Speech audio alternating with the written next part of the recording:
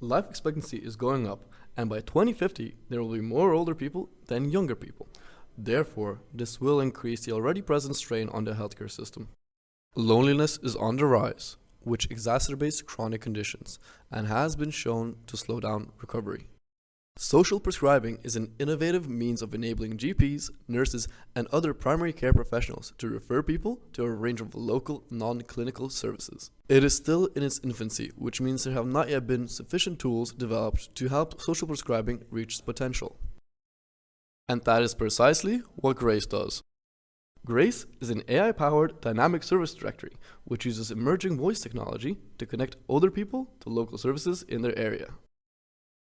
It uses natural language processing to regularly call different activity providers and validate information, which means the database on our website is always up to date, potentially saving hundreds of hours of calling for care professionals. Grace pulls existing service information from other websites to provide a one-stop shop for local services. If you are a service provider yourself, you can manually add your service and get a unique code to update your service information at any time. Grace calls older people to notify them of their social prescription. Calling provides an easy mode of communication between Grace and the older people, as they are generally more familiar with calling compared to any other type of interface. Here's what Dr. David Robinson, who specializes in medicine for the elderly, has to say about Grace.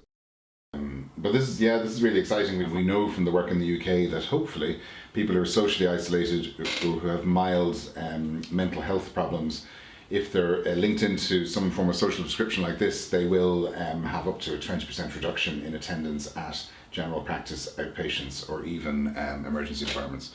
These kind of tools are very exciting and they're absolutely essential. And ideally, the ideal thing, and we have thought or talked about that, would be a platform that was attractive enough to both users and service providers and healthcare professionals that everybody would be able to input into it themselves, so it wouldn't be one person's job to do that, but there'd have to be incentives, and the biggest incentive, of course, would be if it was useful, so that people people would find it useful and find it helpful to as a tool to use, and therefore update it.